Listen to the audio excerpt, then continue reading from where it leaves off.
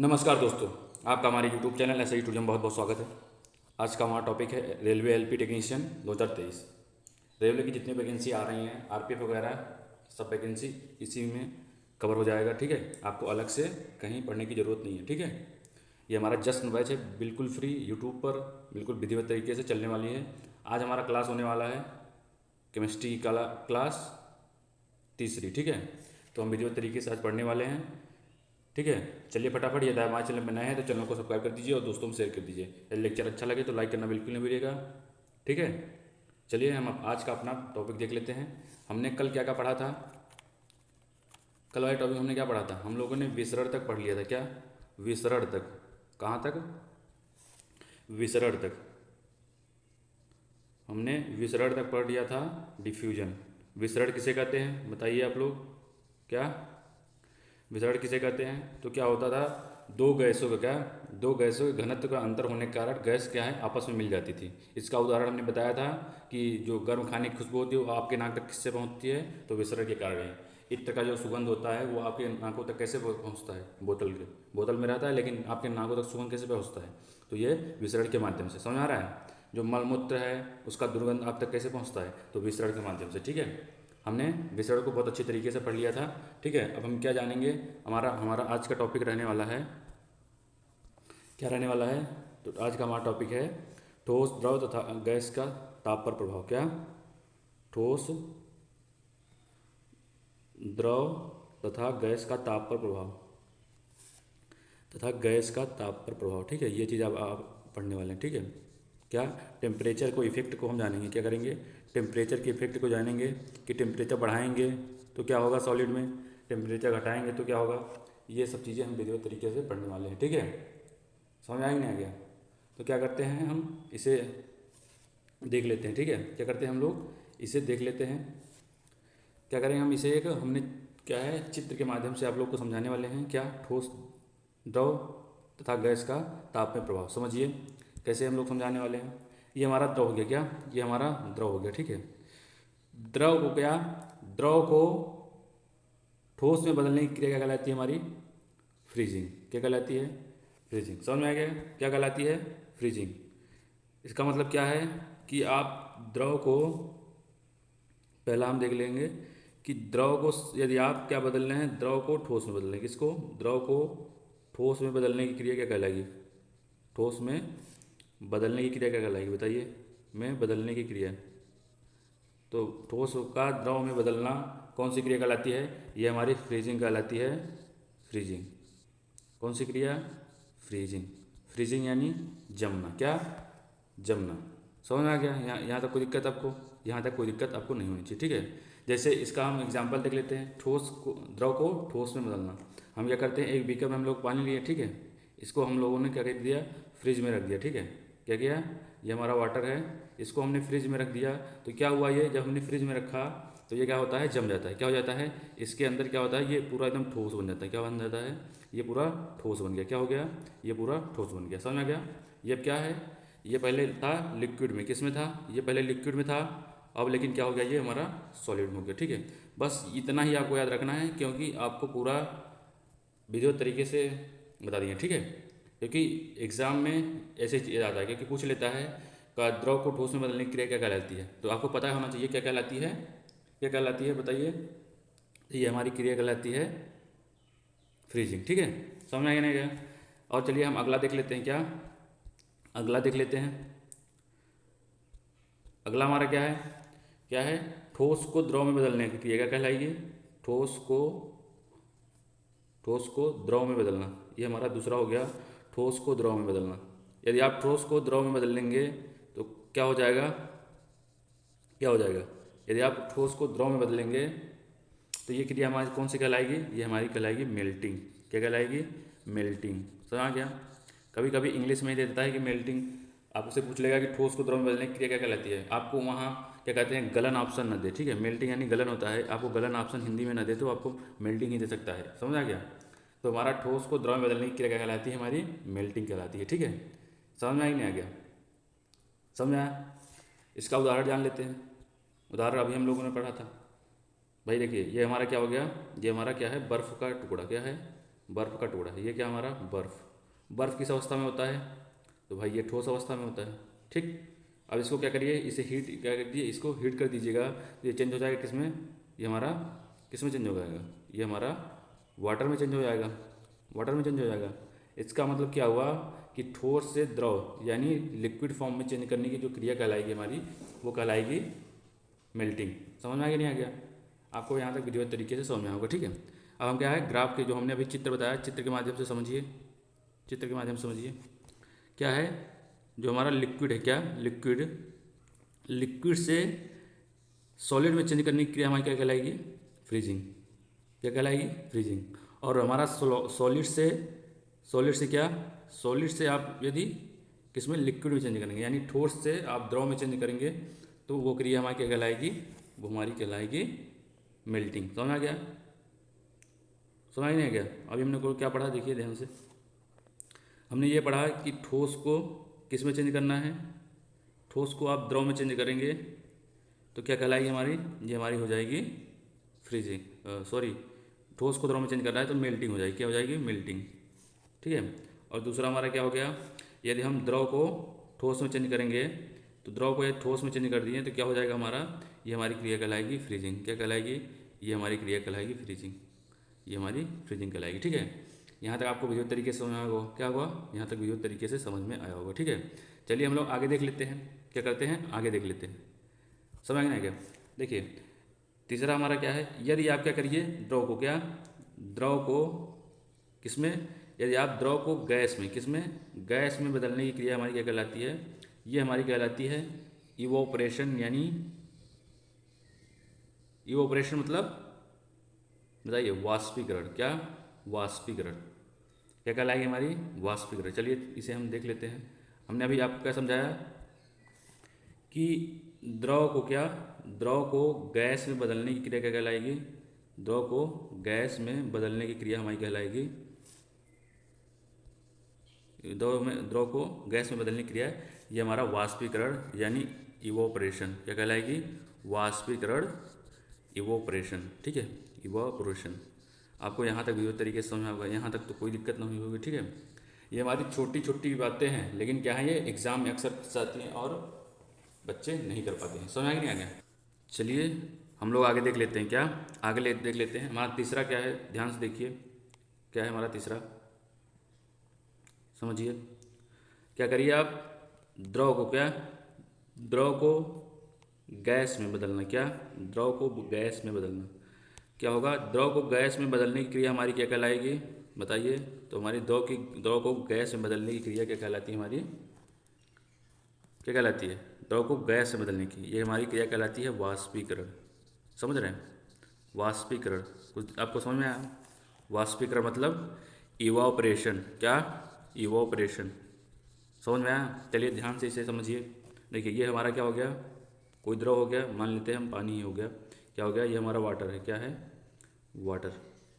समझ में आया। इसे क्या करेंगे हम लोग, हीट देंगे। जब क्या करेंगे, हीट देंगे, तो भाई ये क्या करेगा हमारा, ये हमारा बर्नर हो गया। क्या हो गया, ये हमारा बर्नर हो गया। जब बर्नर से हम लोग हीट देंगे, तो जब हीट देंगे तो ये क्या होगा, वाष्प बनेगा कि नहीं बनेगा, क्या बनेगा, वाष्प बनेगा। तो समझिए हमारा क्या हुआ, लिक्विड था ना, लिक्विड से हमारा वाष्प में यानी गैस, गैस में बदलने की क्रिया हमारी क्या कहलाई, ये हमारी वाष्पीकरण यानी इवोपरेशन। ठीक है, हमने क्या कौन सा देख लिया, तीसरा देख लिया। चलिए हम लोग आगे भी देख लेते हैं। अभी हम लोग को, आप लोग को ग्राफ के माध्यम से बहुत तरीके से समझाएंगे, समझिएगा। ठीक है, चित्र के माध्यम से समझाने वाले, समझिए।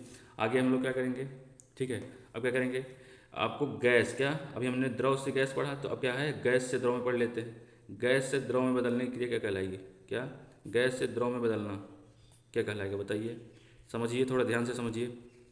क्या, द्रव, गैस से द्रव में बदलना। क्या, गैस से द्रव में बदलना, ये हमारी कौन सी क्रिया कहलाती है, ये हमारी संघनन कहलाती है, कंडेंसेशन। क्या, संघनन यानी कंडेंसेशन, कंडेंसेशन।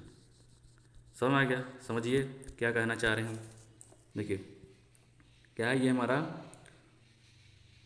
मान लेते हैं कि देखिए ये हमारा कोई गैस की, ये हमारी टैंक है। क्या, गैस इसमें भरा हुआ है, क्या भरा हुआ है, गैस भरा हुआ है। मान लेते हैं कि इसमें वाष्प हमने भरा हुआ है। क्या, वाष्प भरा हुआ है। ठीक है, क्या भरा हुआ है, वाष्प भरे हुए हैं। ठीक है, क्या कह रहे हैं, वाष्प भरे हैं, ठीक है। तो इसको क्या है, हम किसी नली के द्वारा गुजारते हैं। क्या ये हमारा हीट है, क्योंकि वाष्प हीट होता है। इसको हम क्या करते हैं, किसी पाइप के द्वारा गुजारते हैं। जब पाइप के द्वारा गुजारेंगे तो यहाँ पे क्या है, समझिए ठंडा करने वाला चीज़ लगा। क्या ठंडा करने वाली चीज़ लगा, और क्या होगा, समझ रहे हैं। यहाँ पे आप कभी गए हैं वहाँ, देखिए आलू गोदाम, वहाँ पे क्या होता है, ऐसे बहुत सारी पाइपें ऐसे ऐसे ऐसे ऐसे करके लगी रहती नहीं लगी। क्या होता है, पानी वेस्ट जाएगा, क्योंकि पानी को आप जब हीट करेंगे, क्या करेंगे, वो फुहारा मारेंगे, समझ रहे हैं। तो क्या होगा, इस पे क्या है, हवा मारती है। तो क्या होगा कि ये कंडेंसेशन यानी क्या होती हैं, ये वाष्प जो होगी हमारी संघनित हो जाएगी। क्या ये हमारी वाष्प संघनित हो जाएगी, समझ रहे हैं। ये हमारी जो क्रिया कहलाएगी, ये हमारी कहलाएगी, क्या कहलाएगी, ये हमारी क्रिया संघनन कहलाएगी। समझ में आ गया नहीं आ गया। यहाँ तक कोई दिक्कत आपको, यहाँ तक कोई दिक्कत नहीं होनी चाहिए, ठीक है। हमने क्या देख लिया, कुल मिला के ये समझिए कि गैस को, क्या गैस से आप द्रव में जब बदलेंगे, गैस से किस में बदलेंगे, द्रव में बदलेंगे, तो वो हमारा क्रिया क्या कहलाएगा, संघनन कहलाने वाला है। ये हमारा चौथा हो गया, ठीक है। चलिए हम लोग आगे देख लेते हैं, आगे हमारा क्या है समझिए, आगे देख लेते हैं, ठीक है। अब क्या क्या देखते हैं, हमने क्या क्या देख लिया, सॉलिड से लिक्विड देख लिया। क्या देख लिया, सॉलिड से लिक्विड यानी ठोस से द्रव में, किसमें, ठोस से हमने द्रव में देखा। देखिए ठोस से द्रव में बदलने की क्रिया क्या कहलाएगी हमारी, ठोस से द्रव में यानी मेल्टिंग, ठीक है।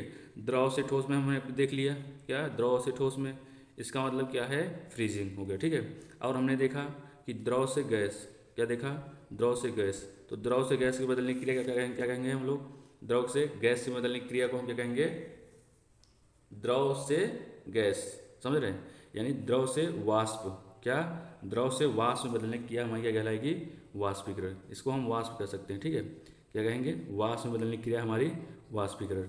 और वाष्प से क्या, वाष्प से द्रव में बदलने की क्रिया हमारा क्या कहलाएगा, ये कंडेंसेशन यानी संघनन कहलाएगा। यहाँ तक आपको कोई दिक्कत हुई, यहाँ तक हालांकि कोई दिक्कत नहीं हुई होगी। हम लोग क्या करते हैं, अब अगला देख लेते हैं। क्या क्या करते हैं हम लोग, अगला देख लेते हैं, समझिए थोड़ा ध्यान से समझिएगा। क्या, जब हम क्या करते हैं, ठोस से सीधा गैस में चेंज करते हैं, क्या करते हैं, ठोस से किसी भी चीज़ को सीधा क्या है, गैस में चेंज करेंगे, क्या होगा, इसमें हमारा एक फेज गायब हो गया। क्या हो गया, एक फेज गायब हो गया कि नहीं, ठोस से सीधा गैस, इसका मतलब है कि हमने लिक्विड में नहीं चेंज किया, डायरेक्ट गैस में चेंज कर दिया। तो ठोस से आप जब डायरेक्ट गैस में चेंज करेंगे तो ये क्रिया हमारी क्या कहलाएगी, बताइए, ठोस से सीधा गैस में चेंज करेंगे तो ये क्रिया हमारी कहलाती है ऊर्ध्वपातन। क्या समझिए, क्या कहलाती है, ऊर्ध्वपातन, ऊर्ध्वपातन। समझ में आ ही नहीं आ गया, समझ में आ गया, यहाँ तो कोई दिक्कत नहीं हुई। जैसे देखिए ध्यान से देखिए, जब हम क्या होता है, कपूर देखे हैं, कपूर, कपूर तो सभी लोग देखे होंगे भाई, पूजा सबके घर में होती है, ठीक है। तो ये हमारा कपूर हो गया। कपूर के जब याद क्या करेंगे आप लोग, जलाएंगे। क्या इसे जब जलाएंगे, क्या करेंगे, जब इसे जलाएंगे तो ये देखे नहीं होंगे आप लोग, क्या ये डायरेक्ट क्या है, लिक्विड में ना चेंज होगा। क्या लिक्विड में चेंज होता है, कभी नहीं होता है। ये डायरेक्ट क्या है, गैस बन जाता है, धुआं नहीं बन जाता है। तो क्या है, ये डायरेक्ट गैस बन जाता है, ठीक है। क्या डायरेक्ट गैस बन जाता है। तो यही हमारी क्या कहलाती है, ऊर्ध्वपातन। ऊर्ध्वपातन यानी सब्लिमेशन, क्या कहलाती है, सब्लिमेशन। समझ में आया, यहाँ तक कोई दिक्कत हुई आपको, नहीं हुई, ठीक है। इसका उदाहरण हमारा क्या हो गया, कपूर हो गया। क्या हो गया, कपूर हो गया। और मान लिया आयोडीन हो गया हमारा, क्या इसका एग्जाम्पल आयोडीन हो गया। और क्या हो गया, आयोडीन हो गया। और नौसादर, नौसादर यानी NH4Cl, कौन सा, अमोनियम क्लोराइड, ठीक है, नौसादर हो गया हमारा, ठीक है। और बेंजोइक अम्ल हो गया, कौन सा, बेंजोइक अम्ल। ये सब जितने भी हैं हमारे, ये सब हमारे क्या कहलाते हैं, ऊर्ध्वपातक पदार्थ। क्या कहलाते हैं, ये सब ऊर्ध्वपातक पदार्थ कहलाते हैं, ठीक है। अभी हम इसे और अच्छे तरीके से समझते हैं, ठीक है। तब हम अगला देख लेते हैं, समझिए अगला क्या है। अगला ध्यान से देखिए क्या है, गैस से सीधे किस में बदलेंगे हम लोग, अभी हमने ठोस से सीधे गैस में बदला था, तो गैस से हम लोग क्या करेंगे, सीधे ठोस में बदलेंगे। क्या, गैस से सीधे ठोस में बदलना, ठीक है। क्या करेंगे, ये हमारी कौन सी क्रिया कहलाएगी, गैस से सीधे ठोस में बदलने की क्रिया क्या कहलाएगी। अब जब आप गैस से सीधे ठोस में बदलेंगे तो ये हमारी क्रिया कहलाती है निक्षेपण। क्या कहलाती है, निक्षेपण। निक्षेपण मतलब क्या, निक्षेपण मतलब डिपोजिशन। क्या कहलाती है, डिपोजिशन। समझ में आ गया, इसका मतलब समझिए कि ये हमारा गैस क्या है, इस कंटेनर में गैस है, ठीक है।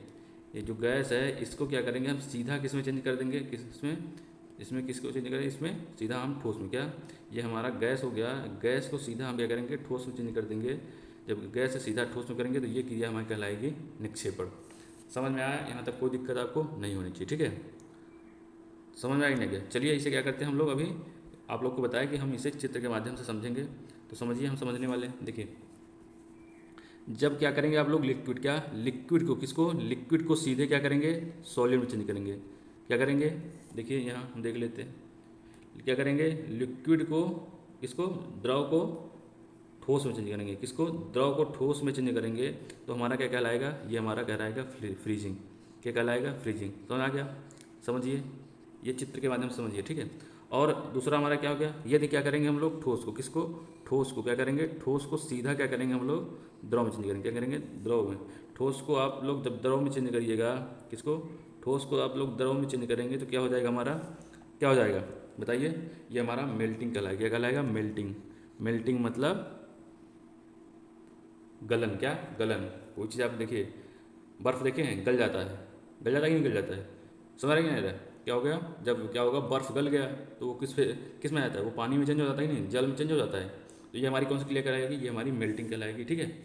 अगला देखिए, देखिए ये देखिए हमारा द्रव हो गया ना, द्रव क्या होगा जब गैस में चेंज होगा, किस में, जब द्रव क्या हो गैस में चेंज हो। ध्यान दीजिए, ये द्रव जो है जब गैस में चेंज हो, क्या हो, जब द्रव गैस में चेंज हो, क्या हो, जब द्रव गैस में चेंज हो तो वो हमारी क्रिया कहलाएगी इवोपरेशन। यानी जब द्रव क्या हो गैस में चेंज हो तो ये हमारी क्रिया कहलाएगी इवोपरेशन, यानी बताइए वाष्पन।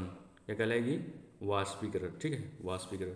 चौथा हमने क्या पढ़ा, यदि गैस से क्या, गैस से द्रव में चेंज हो, क्या हो, गैस से द्रव में, क्या हो, गैस से द्रव में चेंज हो तो हमारा क्या कहलाएगा, वो क्रिया हमारी कहलाएगी कंडेंसेशन यानी संघनन। समझ में आया।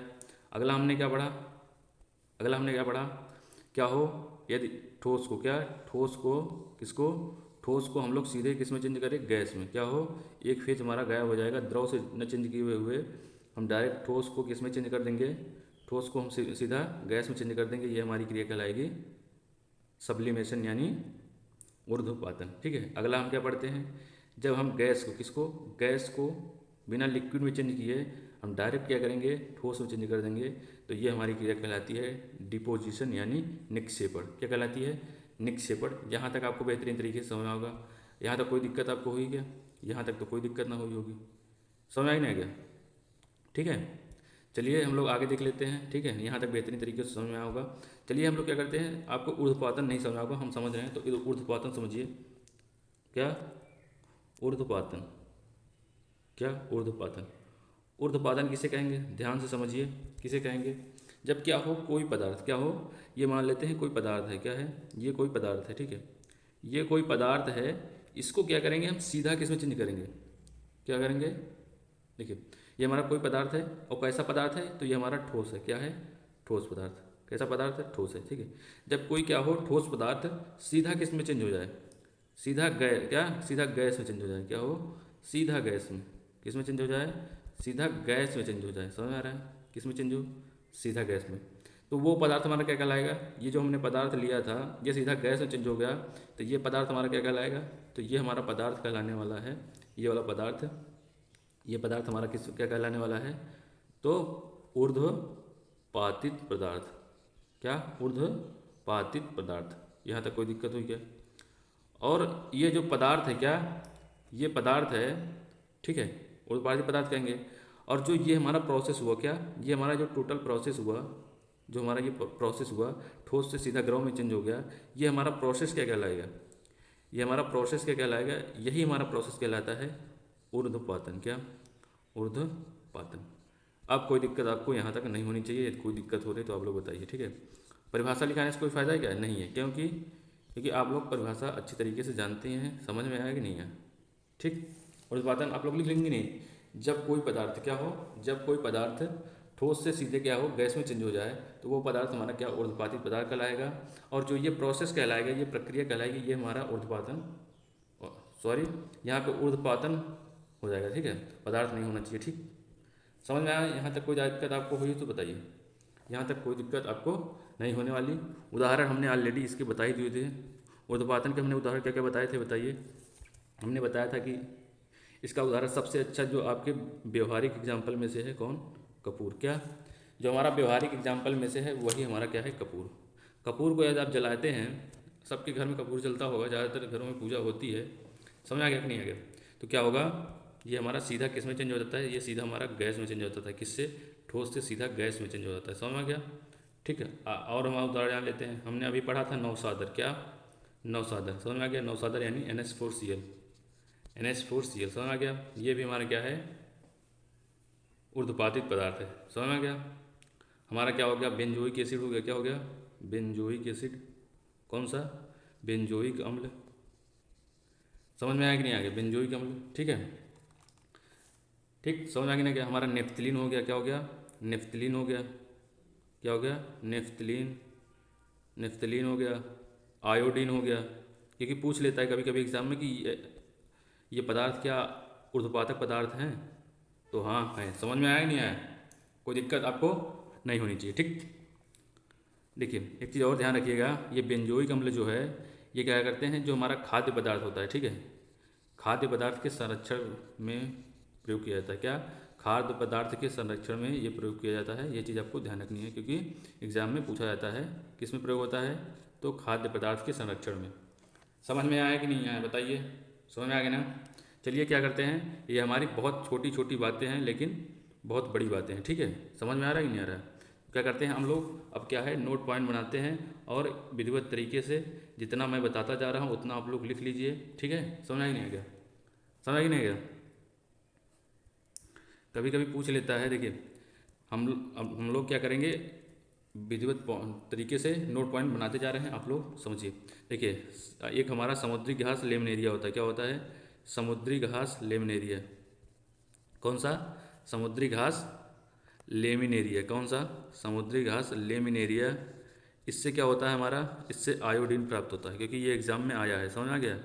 इससे कौन सा प्राप्त होता है? इससे हमारा आयोडीन प्राप्त होता है। क्या होता है? आयोडीन प्राप्त होता है। समझ में आ गया नहीं आ गया? ठीक। और देखिए हम समुद्र से और कुछ जान लेते हैं। बताइए समुद्र से क्या प्राप्त होता है? समुद्र से हमारा आयोडीन प्राप्त होता है। नमक प्राप्त होता है कि नहीं होता है? तो नमक किससे बनता है? तो NaCl से। NaCl से बनता है।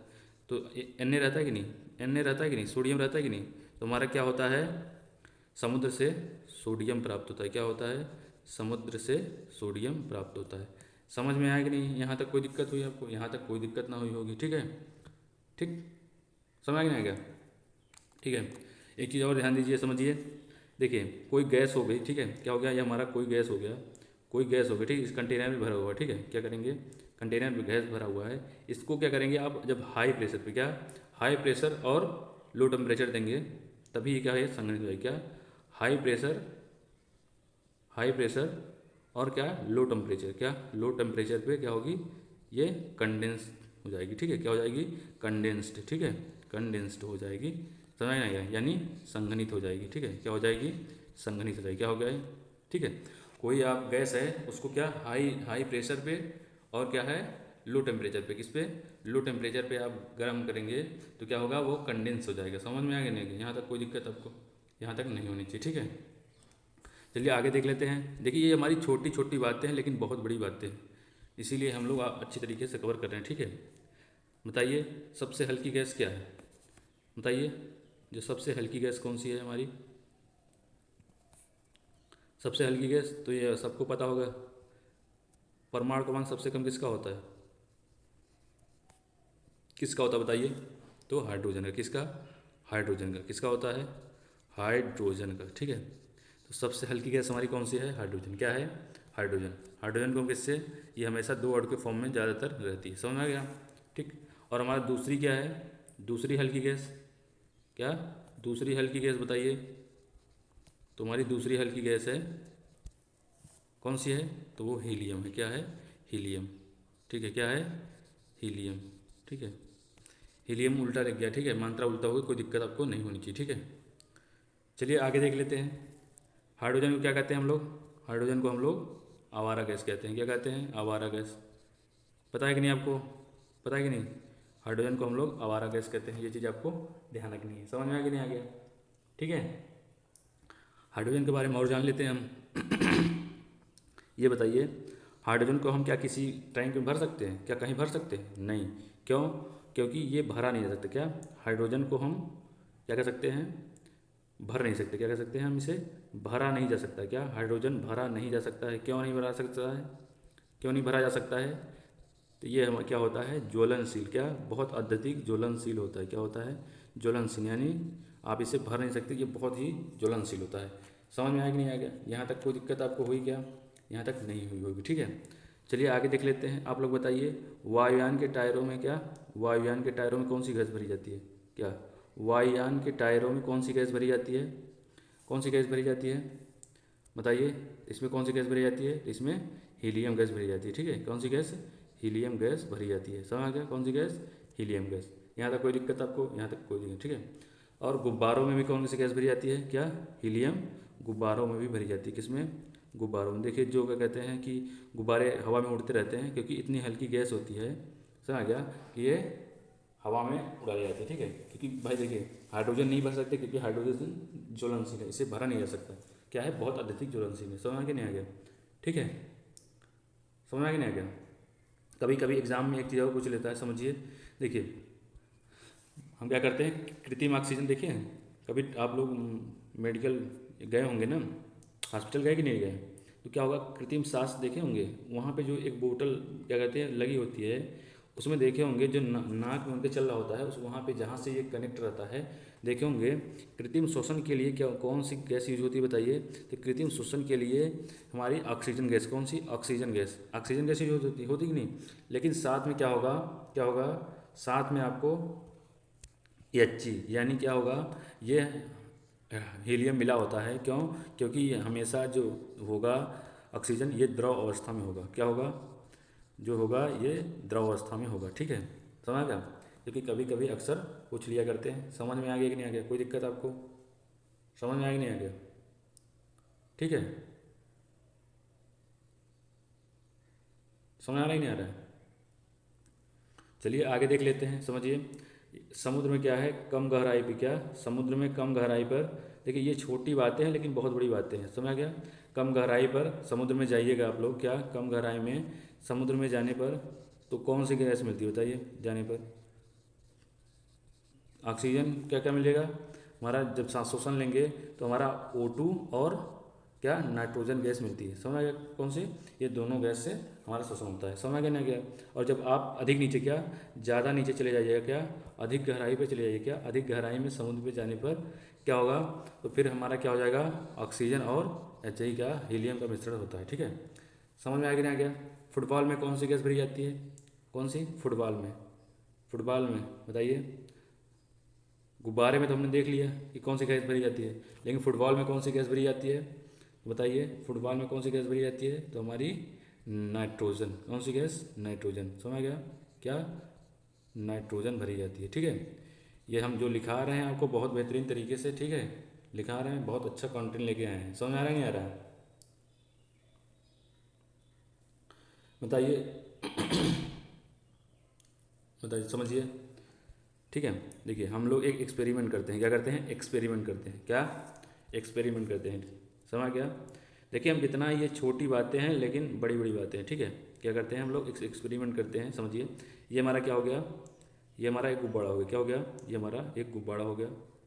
ठीक है, ये हमारा एक गुब्बारा हो गया, ये हमारा एक गुब्बारा हो गया। क्या हो गया? ये हमारा दूसरा गुब्बारा हो गया। समझिए, एक में हमने कौन सी गैस भर दी? देखिए, ये हमारा एक में हमने भर दिया, एक में हमने भर दिया ऑक्सीजन। क्या? एक में हमने भर दिया ऑक्सीजन, और एक में हमने भर दिया है क्या? हाइड्रोजन। क्या भर दिया? हाइड्रोजन। कौन सी गैस? एक में हमने हाइड्रोजन भर दिया, एक हमने ऑक्सीजन। ठीक है, अब बताइए क्या करते हैं हम दोनों में? क्या है, हम सुई लेके भोग देते हैं। क्या करते हैं? सुई से हमने भोग दिया। देखिए, इसमें भी सुई हमने भोग दी। क्या करी हमने? इसमें भी सुई भोग दी और इसमें भी भोग दी। बताइए कौन जल्दी पिचकेगा? क्या कौन जल्दी पिचकेगा, ये चीज़ आपको बतानी है। क्या कि हम जिसमें क्या है हाइड्रोजन भरे हैं या फिर जिसमें ऑक्सीजन भरे हैं, तो बताइए कौन सा? तो जिसमें हम हाइड्रोजन भरे हैं, क्या जिसमें हम हाइड्रोजन भरे हैं, ये हमारा क्या होगा, पहले पिचकेगा। क्या होगा? पहले पिचकेगा। ठीक है, क्या होगा? पहले पिचकेगा। ठीक है। इसे हम पिचकेगा, इसे हम शुद्ध भाषा में लिख सकते हैं, यानी संकुचित होगा। क्या? पहले संकुचित होगा। क्या होगा? पहले संकुचित होगा। ठीक है, समझ क्या? पहले कौन पिचकेगा? तो पहले जो हाइड्रोजन वाला वो पिचकने वाला है। ठीक, चलिए हम लोग आगे देख लेते हैं। क्या आगे देखते हैं? ये हमारी छोटी छोटी बातें हैं लेकिन बहुत बड़ी बातें हैं, एग्जाम में अक्सर पूछी जाती हैं। समझ में आ गया ना? गया? देखिए एग्जाम में ये बहुत बार आया है। एक चीज़ ध्यान दीजिए, क्या? इथाइल मरकेप्टन का नाम आप लोगों ने सुना होगा। क्या होगा? इथाइल मरकेप्टन का आप लोगों ने नाम सुना होगा। कौन सा? इथाइल मरकेप्टन। कौन सा? इथाइल मरकेप्टन। इथाइल मरकेप्टन क्या होता है? आपके घरों में यूज़ कौन सा गैस होता है? तो ये एलपीजी गैस होता है। क्या ये घरों में यूज होता है कि नहीं? एलपीजी गैस घरों में यूज होता है। ठीक है, तो एलपीजी गैस में क्या मिलाई जाती है? हमारी एथाइल मरकेप्टन। क्या? एथाइल मरकेप्टन मिलाई जाती है। किस लिए मिलाई जाती है? तो ये गंध के लिए मिलाई जाती है, क्योंकि ये हमारा जो एलपीजी गैस होता है ये गंधहीन होता है। क्या होता है? ये एलपीजी गैस हमारा गंधहीन होता है। तो आपको पता कैसे चलेगा कि ये हमारा गैस लीकेज हो रहा है? समझ गए? तो आपको समझ में नहीं आएगा और आग लग जाएगी आपको। ठीक है, समझ नहीं आएगा? ठीक, कोई दिक्कत यहाँ पर आग हुई? इथाइल हमारा क्या है? इथाइल मरकेप्टन ये एक क्या है? सल्फर का यौगिक है। ठीक है, ये चीज़ आपको ध्यान रखनी है। कभी पूछ लिया कि क्या है इथाइल किससे बनता है, तो ये हमारा एक सल्फर का यौगिक है। ठीक है, किसका यौगिक? सल्फर का यौगिक है। ठीक है, किसका यौगिक? सल्फर का यौगिक है। ये चीज़ आपको ध्यान रखनी है। समझ में आ रहा है कि नहीं आ रहा है? यहाँ तक कोई दिक्कत आपको नहीं होनी चाहिए। हम लोग बहुत बेहतरीन तरीके से कवर कर रहे हैं। ठीक है, ठीक। चलिए हम लोग क्या करते हैं, आगे देख लेते हैं।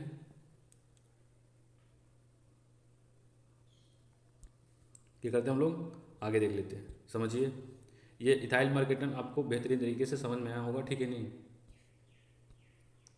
अब आप लोग बताइए कि जो है एलपीजी हम किस, देखिए अभी हम लोग क्या देख रहे थे? एलपीजी। क्या? एलपीजी को हम कैसे कैसे भरते हैं? किस विधि द्वारा?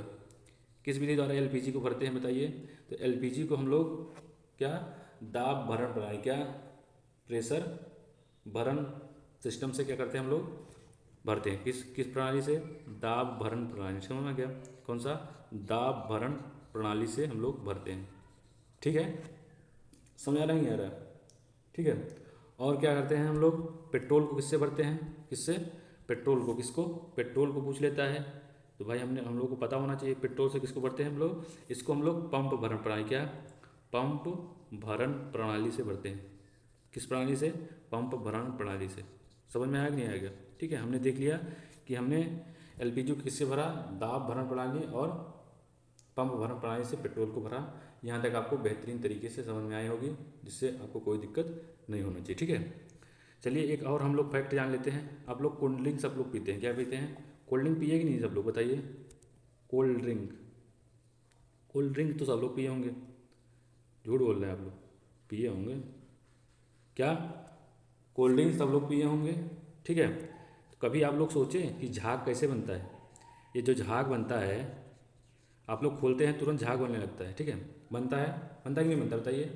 तो कैसे बनता है? तो क्या होता है कोल्ड ड्रिंक में? क्या कोल्ड ड्रिंक में CO2 गैस, कौन सी गैस? CO2 यानी कार्बन डाइऑक्साइड गैस भरी होती है। क्या भरी होती है? कार्बन डाइऑक्साइड गैस भरी होती है। समझ आ रहा है नहीं आ रहा है? कौन सी गैस? कार्बन डाइऑक्साइड गैस भरी होती है। ठीक, और हमारा इसमें क्या होता है कोल्ड ड्रिंक में? कार्बन डाइऑक्साइड गैस और क्या होता है? जल होता है। क्या होता है? जल यानी वाटर होता है। होता ही नहीं होता है? वाटर होता है। ठीक, क्या होता है? वाटर होता है। ठीक, तो क्या है ये दोनों क्रिया करके फिर हमारे क्या बनाते हैं?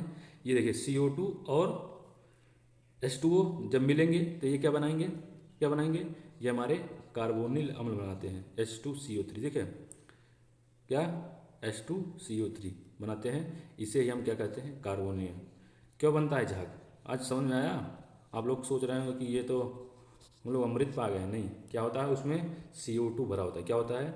ये हमारा CO2 भरा होता है, इसी कारण हमारा झाग होता है। CO2 और जल क्या है आपस में क्रिया करके क्या करते हैं? CO2 और जल आपस में क्रिया करके कार्बोनिल अम्ल बना देते हैं।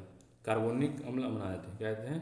कार्बोनिक अम्ल बना देते हैं। ठीक है, आपको यहाँ तक कोई दिक्कत नहीं होगी, बेहतरीन तरीके से समझ में होगा। ठीक, चलिए हम लोग आगे देख लेते हैं। देखिए जितना भी इंपॉर्टेंट क्वेश्चन बनेगा, ये छोटी बातें हैं लेकिन बहुत बड़ी बातें हैं, एग्जाम में आती हैं। समझ में आ रहा है कि नहीं आ रहा है?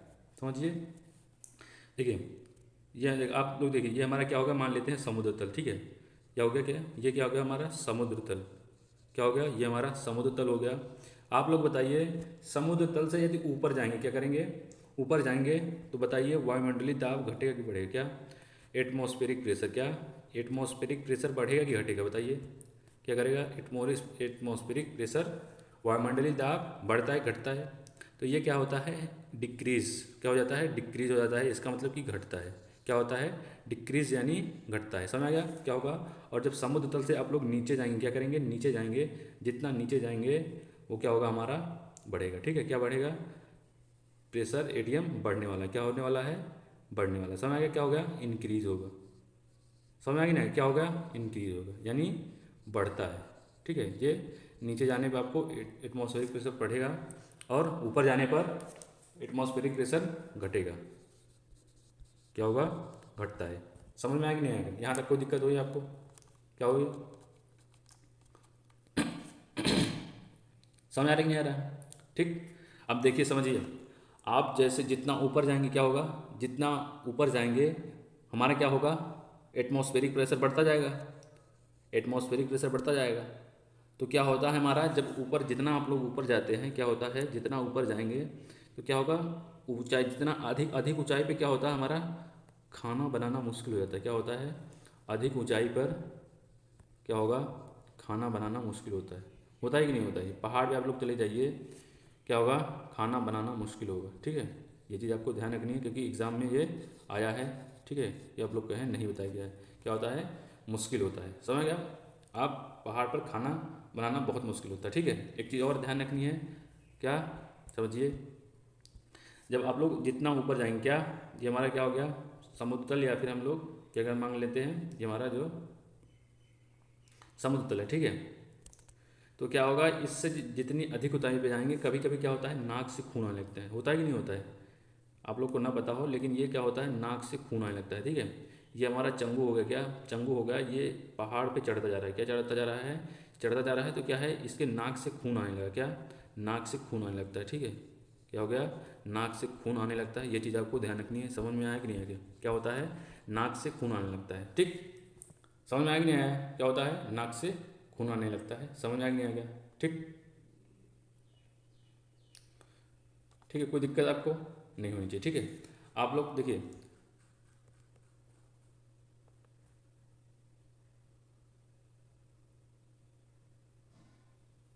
देखिए हम लोग एक अभी एक्सपेरिमेंट अभी किए थे ना, कौन सा एक्सपेरिमेंट, ये वाला, ठीक है। ये हमने क्या अभी एक्सपेरिमेंट किया था कि दो गुब्बारे हो गए हमारे, क्या हो गए ऑक्सीजन से भरा था और हाइड्रोजन से भरा था, ठीक है। अभी हम लोग एक और एक्सपेरिमेंट करते हैं, समझिए कौन सा, समझिए ध्यान से। एक हम लोग और एक्सपेरिमेंट करते हैं, देखिए हमने क्या लिया, ये हमारा तीन गुब्बारा ले लेते हैं, क्या तीन गुब्बारा ले लेते हैं। एक गुब्बारा हमारा ये हो गया, एक गुब्बारा हमारा ये हो गया, एक गुब्बारा हमारा ये हो गया, ठीक। समझ नहीं आ गया, ये हम ऊपर रफ कर दे रहे हैं, आपको यहाँ तक कोई दिक्कत नहीं होगी, ठीक है। ये क्या हमने तीन गुब्बारा ले लिया, क्या ले लिया हमने तीन गुब्बारा। ये हमारा पहला गुब्बारा में हमने क्या भर दिया, पहले गुब्बारे में हमने भर दिया हाइड्रोजन, क्या है हाइड्रोजन भर दिया। इसमें हमने क्या है, क्या हमने इसमें हीलियम भर दिया।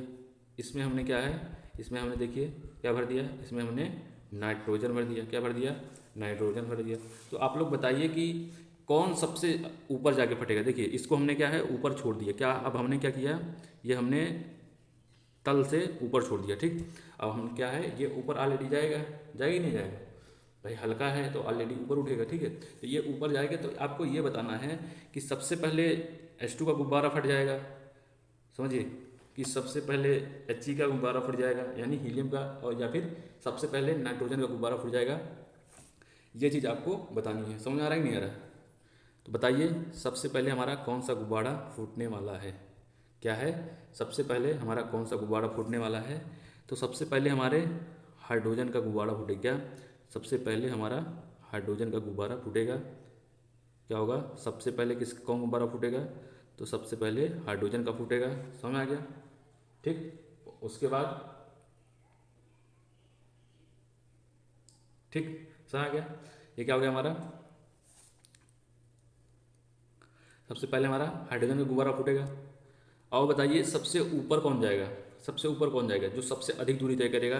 तो हमारा जो है हीलियम जो है ये सबसे अधिक दूरी तय करेगा। क्या करेगा, क्या करेगा, सबसे अधिक दूरी तय करेगा। ठीक है, सबसे अधिक दूरी तय करेगा, ये चीज़ आपको ध्यान रखनी है। और हमारा नाइट्रोजन क्या होगा, ये सबसे कम ऊपर जाएगा। क्या, सबसे कम ऊपर जाएगा और फिर फट जाएगा। क्या, सबसे कम ऊपर जाने वाला है। कौन सा हमारा, कौन सा जाएगा सबसे कम ऊपर, तो हमारा सबसे कम ऊपर जो है वो नाइट्रोजन गैस वाला गुब्बारा जाएगा। सबसे ऊपर कौन जाएगा, तो सबसे ऊपर हमारा जाएगा हीलियम गैस। ठीक है, हीलियम गैस वाला गुब्बारा। और सबसे सबसे जल्दी कौन फट जाएगा, और सबसे जल्दी हमारा फटने वाला है कौन सा, हाइड्रोजन गैस। क्यों फटता है, क्योंकि ये बहुत ही ज्वलनशील है। क्या है, ये हमारी ज्वलनशील गैस होती है। हालांकि हल्की है सबसे, लेकिन ये बहुत ही ज्वलनशील है। ठीक है, यहाँ तक आपको कोई दिक्कत हुई हो तो बताइए। क्या है, यहाँ तक कोई दिक्कत आपको हुई क्या, यहाँ तक कोई दिक्कत आपको नहीं होनी चाहिए। ठीक, समझ आ गया नहीं आ गया। और गैसों के कुछ नियम के बारे में जान लेते हैं। क्या करते हैं, गैसों के कुछ नियम, क्या है, गैसों के नियम। ठीक है, इसे जान लेते हैं क्योंकि ये अक्सर एग्जाम में आता रहता है, तो कोई दिक्कत आपको न होने पाए। समझ में आ गया नहीं आ गया। तो सबसे पहले हम कौन सा नियम जानेंगे, सबसे पहले हम गैसों के पहला नियम क्या है, बॉयल का नियम। क्या, बॉयल नियम यानी बॉयल्स लॉ। समझ में आ गया, कोई दिक्कत आपको यहाँ तक नहीं होनी चाहिए। बॉयल का नियम कहता क्या है, ये ध्यान से सुनिए आप लोग। क्या, बॉयल का नियम कहता क्या है, समझिए।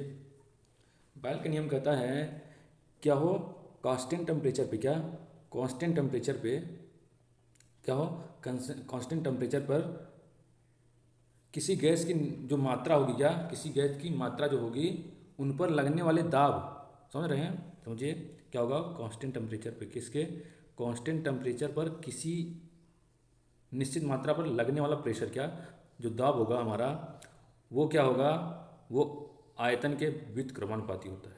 क्या हो गया, यानी इरेशनल होता है किसके, प्रेशर के। बस यही चीज़ आपको ध्यान रखनी है और आपका पूरा टोटल काम हो जाने वाला है। क्या हमने बताया, क्या परिभाषा बताया कि बॉयल का नियम क्या कहता है कि कांस्टेंट टेम्परेचर पे, क्या, कांस्टेंट टेम्परेचर पर किसी निश्चित मात्रा पर लगने वाला प्रेशर क्या होगा, किसी निश्चित मात्रा पर लगने वाला प्रेशर उसके वॉल्यूम के क्या होता है, इरिवर्सिबल यानी व्युत्क्रमानुपाती होता है। समझ में आ गया।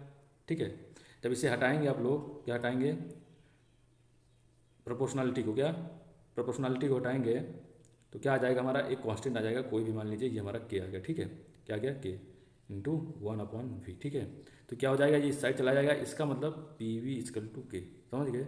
इससे क्या सिद्ध हुआ, इससे क्या सिद्ध हुआ कि आयतन, क्या, दाब, प्रेशर और आयतन यानी वॉल्यूम का जो गुणनफल होगा वो क्या होगा, कांस्टेंट होगा, एक कांस्टेंट होने वाला है। समझ में आ गया। बस इतना ही आपको बॉयल का नियम याद रखना है। समझ में आया कि नहीं आ गया। ठीक है, चलिए आप लोग क्या करते हैं, हम लोग अगला नियम देख लेते हैं। कौन सा नियम, चार्ल्स का नियम। क्या, चार्ल्स का नियम। समझ में आया। ठीक, समझिए ध्यान से, ध्यान से देखिए। चार्ल्स का नियम कहता क्या है, चार्ल्स का नियम। ठीक, चार्ल्स का नियम क्या कहता है, ध्यान से सुनिए। क्या होगा, कांस्टेंट वॉल्यूम पे, क्या, चलिए हम लोग अगला नियम देख लेते हैं। हमारा अगला नियम क्या है, ध्यान से देखिए। अगला नियम कौन सा, गैलिलियो लॉ। क्या, गैलिलियो लॉ। गैलिलियो लॉ क्या कहता है, ध्यान से दीजिए। गैलिलियो का नियम, गैलिलियो का नियम क्या कहता है, समझिए क्या कहता है। ये कहता है कि कांस्टेंट वॉल्यूम पे, क्या, कांस्टेंट वॉल्यूम पे यानी कांस्टेंट यानी स्थिर। समझिए, थोड़ा इंग्लिश में दिक्कत हो रहा है, समझ रहे हैं, हिंदी में। कांस्टेंट वॉल्यूम, क्या, कांस्टेंट वॉल्यूम यानी स्थिर वॉल्यूम, स्थिर आयतन पर क्या होगा, किसी गैस के, क्या, स्थिर आयतन पर किसी गैस की निश्चित मात्रा पर जो प्रेशर लगेगा, क्या होगा, किसी गैस की मात्रा पे जो प्रेशर लगेगा वो क्या होगा, वो टेम्परेचर के क्या होगा, रिवर्सिबल होगा। क्या होगा, रिवर्सिबल होगा। समझ में आ गया, क्या होगा, टेम्परेचर के रिवर्सिबल होगा। यहाँ तक कोई दिक्कत हुई, फिर से देखिए कैसे हम लोग परिभाषा, क्या होगा, किसी गैस के कांस्टेंट वॉल्यूम, क्या, कांस्टेंट यानी स्थिर आयतन पर लगने वाला प्रेशर, क्या, उसकी जो निश्चित मात्रा होगी उस पर लगने वाला प्रेशर टेम्परेचर के समानुपाती, मतलब रिवर्सिबल होता है। ठीक है, समझ में आया कि नहीं आ गया, यहाँ तक कोई दिक्कत आपको हुई। जब हम प्रोपोर्शनलिटी हटाएंगे तो क्या हमारा एक साइन आ जाएगा, कौन सा आ जाएगा, के आ गया, के इंटू टी हो जाएगा। टी को इस साइड कर दीजिए और के। इसका मतलब इससे क्या सिद्ध हुआ, क्या सिद्ध हुआ, आपको क्या लग रहा है कि इसका मतलब कि प्रेशर और टेम्परेचर का रेशियो का जो अनुपात होगा, क्या होगा, प्रेशर और टेम्परेचर का जो रेशियो का अनुपात होगा वो एक कांस्टेंट वैल्यू होने वाली है। समझ में आ गया कि नहीं आ गया? बस ये चीज़ इतना ही ध्यान रखना है, क्योंकि अक्सर एग्जाम में ये पूछ लिया जाता है। समझ में आया कि नहीं आ गया? ठीक, यहाँ तक आपको विधिवत तरीके से समझ में होगा। ठीक है, चलिए हम लोग क्या करते हैं, आओगाद्रो का लॉ समझ लेते हैं। अगला हमारा लॉ क्या है, आओगाद्रो का लॉ। क्या, आओगाड्रो, इसे एवोगैड्रो भी कहते हैं, तो हम लोग आओगाड्रो, ठीक है, आओगाड्रो जो समझ रहे हैं, आओगाड्रो का नियम। आओगाड्रो का नियम क्या कहता है, ध्यान से सुनिएगा आप लोग, क्या कहता है, क्या होगा, स्थिर, क्या इसमें क्या होगा हमारा कांस्टेंट टेम्परेचर, क्या कांस्टेंट, उसमें क्या दोनों हमने पढ़ा अभी, इसमें क्या होगा कांस्टेंट टेम्परेचर और क्या, कांस्टेंट टेम्परेचर और कांस्टेंट प्रेशर, समझ, कांस्टेंट टेम्परेचर और कांस्टेंट प्रेशर, समझ रहे हो, यानी स्थिर ताप और स्थिर दाब पर क्या होगा, जो गैस की मात्रा का आयतन होगा, क्या जो हमारी गैस होगी उसका जो आयतन होगा, वॉल्यूम, वो किसके प्रोपोर्शनल होगा, तो एन के, यानी एन मतलब मोलों की संख्या के बराबर होगा। यहाँ तक आपको समझ में आई, क्या मोलों की संख्या के बराबर होगा, एन का मतलब मोल। ठीक है, यही बस इतना ही चीज़ आपको ध्यान रखनी है। समझ में आ गया, कोई दिक्कत आपको नहीं होना चाहिए। ठीक है, तो हमने ये तीनों नियम गैस के पढ़ लिए। ठीक है, अभी हम और चलिए आगे, हमारे एक दो नियम और बचे हैं, उसको हम पढ़ते हैं विधिवत तरीके से। समझिए अगला नियम हमारा क्या है, अगला नियम हमारा स्थिर अनुपात का नियम। एक हमारा नियम है स्थिर अनुपात का नियम। किसका नियम, स्थिर अनुपात का नियम। स्थिर अनुपात का नियम क्या कहता है, ध्यान से सुनिए क्या कहता है। स्थिर अनुपात का नियम कहता है कि आप क्या है, कोई अब मान लीजिए यौगिक लीजिए, क्या लीजिए, कोई रासायनिक पदार्थ लीजिए, जो उनका द्रव्यमान होगा, जैसे देखिए समझिए,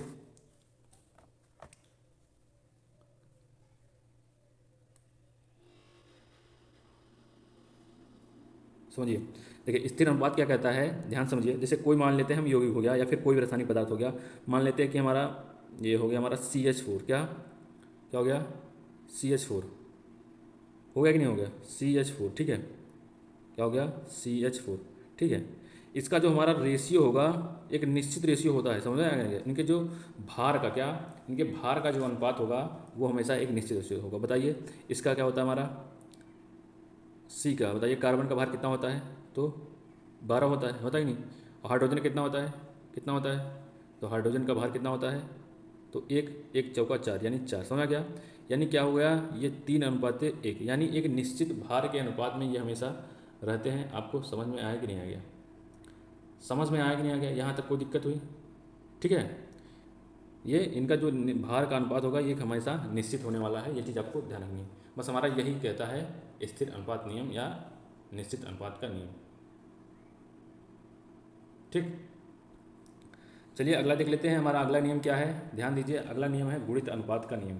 कौन सा, गुणित अनुपात का नियम। गुणित अनुपात का नियम क्या कहता है, ध्यान से सुनिए, क्या कहता है गुणित अनुपात का नियम। क्योंकि ये सब जितने नियम बता रहे हैं अक्सर एग्जाम में आते रहते हैं, इसीलिए हम आपको विधिवत तरीके से बताएं। ठीक है, गुणित अनुपात का नियम किसने दिया था, ये पूछ लेता है, तो ये दिया था किसने, जॉन डाल्टन ने। किसने, जॉन डाल्टन ने। ठीक है, अब हम लोग ध्यान दीजिए, हमने ये भूल गए, ये स्थिर अनुपात,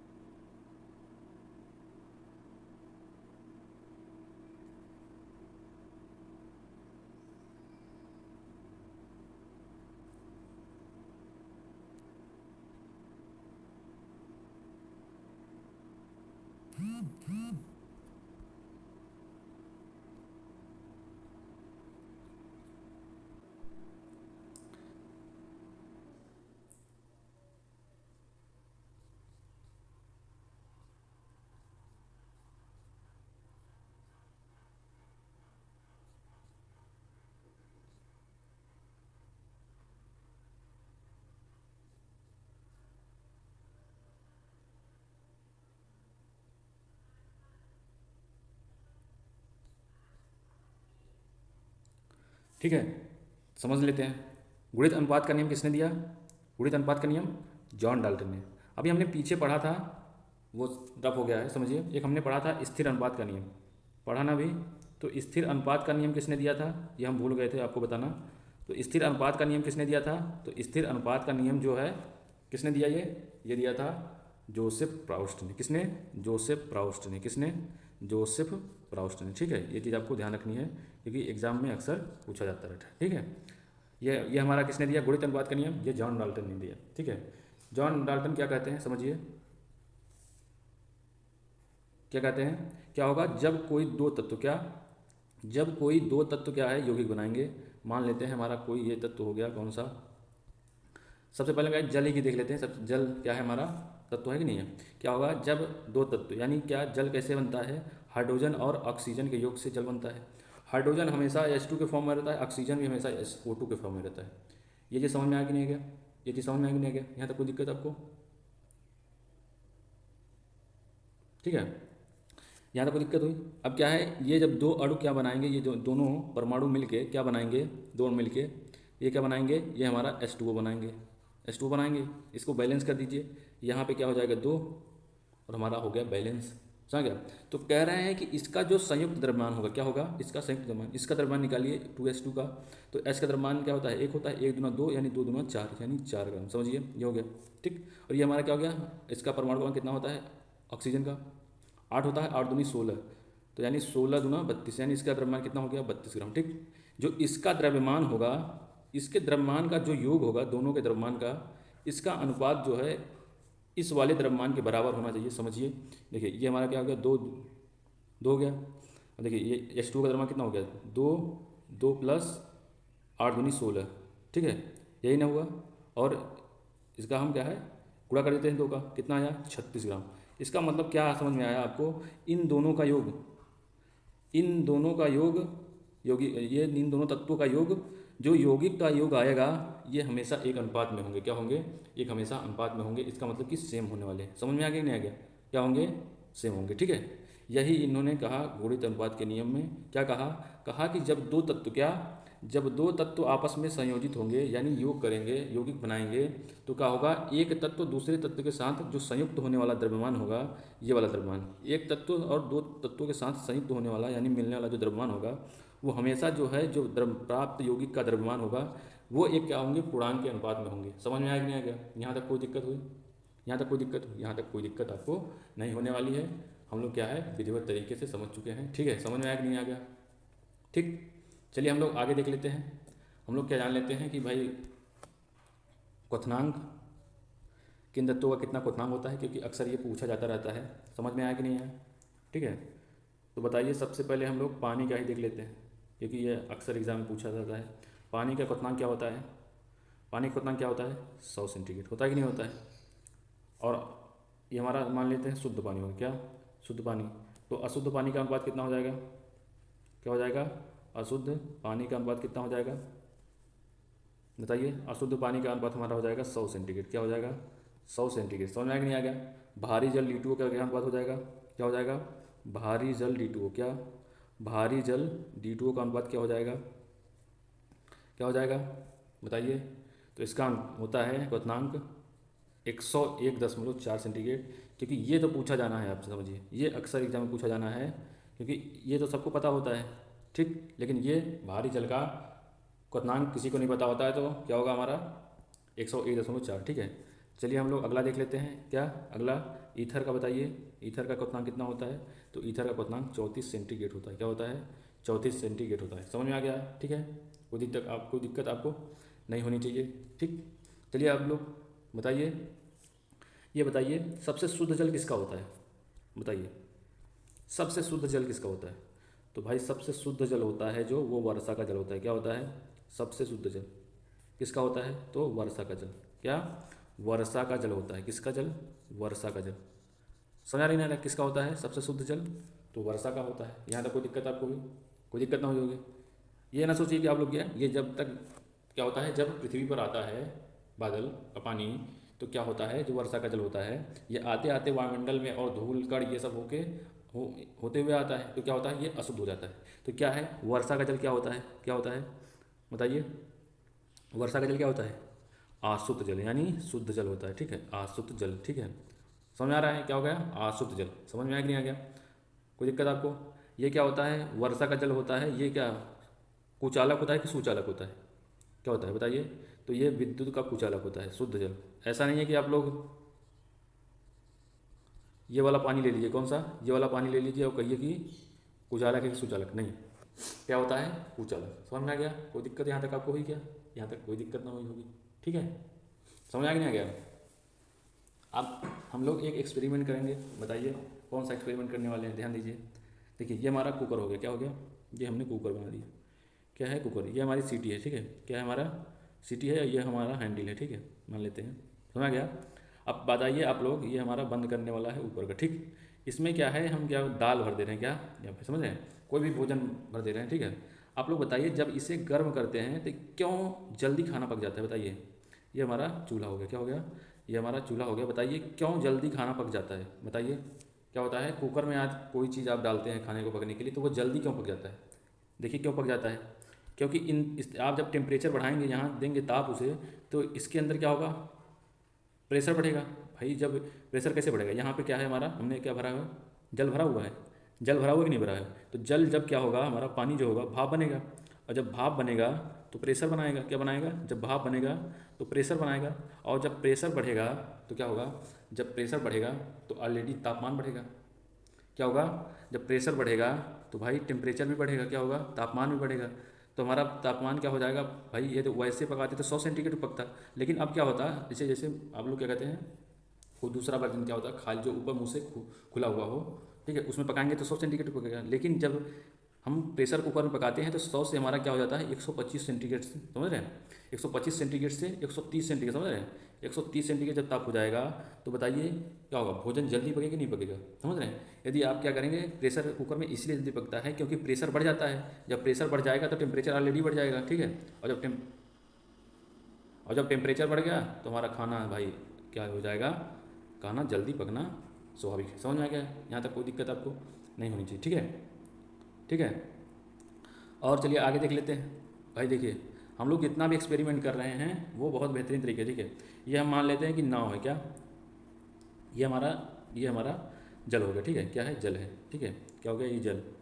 इसमें क्या हम लोग नाव बना देते हैं, क्या, ये हमारा नाव हो गया, क्या हो गया, ये हमारा नाव हो गया, ठीक है। क्या होगा, नाव है। समझ आ गया नहीं, ये नाव हो गई। ये जो क्या है, नाव नदी है, ठीक है, नदी में बह रही। अब इधर हमारा क्या है, समुद्र है, ठीक है। ये हमारी नदी है, ये हमारा समुद्र है, ठीक है।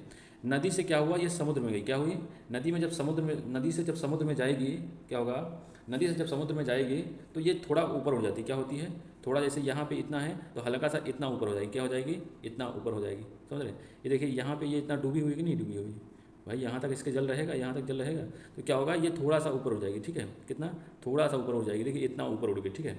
तो इतना ऊपर उड़ जाती है, समझ आ गया। ये चीज़ आपको ध्यान रखनी है, ये कभी एग्जाम में पूछ लेता है, ठीक है। इसको हम डेरिवेशन क्या करते हैं, हम लोग इंजीनियरिंग में बहुत बेहतरीन डेरिवेशन के तौर पर पढ़ते हैं, ठीक है। क्यों, इसमें डेरिवेशन ये हमने फ्लूइड स्टैटिक में क्या कहते हैं हम लोग पढ़ते हैं, लेकिन यहाँ पे हमें क्या, सिर्फ हमें याद रखना है, क्या करना है, याद रखना है। क्या याद रखना है कि यदि क्या है, कोई नाव नदी में है, नदी में चल रही है, तो क्या है, वो समुद्र में जब जाएगी तो क्या होगी, वो थोड़ी सी ऊपर उड़ जाएगी, क्या होगी, थोड़ी सी ऊपर उड़ जाएगी। ये चीज़ आपको ध्यान रखनी है, ठीक है, ठीक है। ये चीज़ आपको याद रखनी है। समझ में आएगी नहीं आ गया, कोई दिक्कत आपको यहाँ तक नहीं होनी चाहिए, ठीक। समझ रहा क्या होता है भाई, एक तो कारक डेंसिटी भी होती है, क्या होती है, डेंसिटी। बताइए ये इसकी डेंसिटी क्या होगी, इसमें क्या होता है, NaCl पाया जाता है, तो इसकी डेंसिटी क्या हो जाएगी, ज़्यादा। और जब डेंसिटी ज़्यादा हो जाएगी किसकी, व्यक्ति की अपेक्षा, मतलब नाव की अपेक्षा डेंसिटी इसकी ज़्यादा रहेगी, तो वो थोड़ा सा उठा दें देगी। क्या है, देखिए ये हमारा जो है वाटर जो है ये बिल्कुल सादा है, क्या है इसमें, और समुद्र में क्या होता है, हमारा नमक ज़्यादा होता है, तो इसीलिए इसकी डेंसिटी ज़्यादा होती है, तो वो ऑलरेडी थोड़ा सा ऊपर उठा देती है। समझ में आ कि नहीं आ गया, ठीक, ठीक है। ये क्या होगा, नदी से जब समुद्र में जाएगी तो ऊपर उठ जाएगी। और क्या करें हम लोग, जब समुद्र से नदी में आएगी, क्या करेगी, जब समुद्र से नदी में आएगी तो क्या होगी, वो नीचे, क्या नीचे हो जाएगी, ठीक है, नीचे, नीचे होकर तैरने लगेगी। क्या करेगी, नीचे होकर तैरने लगी नाव। आपको यहाँ तक समझ में आया होगा, कोई दिक्कत आपको नहीं होना चाहिए, ठीक। समझ आ कि नहीं आ गया, ठीक। चलिए दोस्तों, आज के लिए बस इतना ही, फिर मिलते हैं नेक्स्ट लेक्चर में, क्योंकि हमारा थोड़ा सा टॉपिक बचा हुआ है। तो कल का हमारा टॉपिक छोटा रहने वाला है और हम इससे बेहतरीन तरीके से पढ़ने वाले हैं। कल का हमारा ओवरव्यू क्या रहेगा, ध्यान से सुनिए। कल हम लोग पढ़ेंगे क्या है, कुछ फैक्ट जानेंगे, और कुछ क्या है, हम कुछ ठोस पदार्थ के गुण जानेंगे। क्या करेंगे, कुछ फैक्ट जानेंगे जो आपके एग्जाम पॉइंट ऑफ व्यू से है, और कुछ हम क्या जानेंगे, कुछ हमारे जैसे कि क्या सॉलिड के ठोस के जो है हम गुण जानेंगे, क्या जानेंगे, प्रॉपर्टीज जानेंगे, यानी गुण जानेंगे। समझ आ गया, क्या जानेंगे, प्रॉपर्टीज जानने वाले हैं। समझ आ गया, यानी गुण जानने वाले हैं, क्या, ठोस के गुण जानेंगे कल। और कल यही हमारा चैप्टर खत्म होगा। और आप ये छोटी छोटी बातें, क्या, छोटी छोटी मगर बड़ी बातें, ये हमारा चैप्टर खत्म होगा। और कल से हमारा स्टार्ट हो जाएगा, परसों से समझिए, कल से नहीं, परसों से हमारा स्टार्ट हो जाएगा कौन सा चैप्टर, तो हम लोग एटॉमिक स्ट्रक्चर पढ़ेंगे। क्या, एटॉमिक स्ट्रक्चर पढ़ेंगे। और एटॉमिक स्ट्रक्चर में बहुत बेहतरीन तरीके से पढ़ने वाले हैं, ठीक है। क्या करने वाले हैं, एटॉमिक स्ट्रक्चर को हम लोग बहुत बेहतरीन तरीके से पढ़ेंगे। आप लोग कहेंगे कि क्या होगा इसमें, क्या है, हम क्या कहते हैं कि इसमें इलेक्ट्रॉन, प्रोटॉन और बोरबरी रूल्स, अबाउ रूल्स, ये सब हम बेहतरीन तरीके से पढ़ेंगे। समझ में आया कि नहीं आ गया आपको, यहाँ पर कोई दिक्कत नहीं होगा। और जो क्या कहते हैं कि कक्षक, ये सब हम पढ़ने वाले, ठीक है। कक्षक हो गया हमारा, और जितने भी वैज्ञानिक ने अवधारणाएँ दी, खोज करी, और हम लोग क्या कहें, इलेक्ट्रॉन, प्रोटॉन, न्यूट्रॉन निकालना, ठीक है, ये सब हम बेहतरीन तरीके से सीखेंगे, ठीक है। आप बाउ प्रिंसिपल हो गया, ठीक, ठीक है। चलिए फटाफट, ये था हमारे चैनल पर नए हैं तो चैनल को सब्सक्राइब कर दीजिए और दोस्तों में शेयर कर दीजिए। लेक्चर अच्छा लगे तो लाइक करना बिल्कुल नहीं भूलिएगा। आज के लिए बस इतना ही, फिर मिलते हैं नेक्स्ट लेक्चर में। बाय बाय, जय हिंद।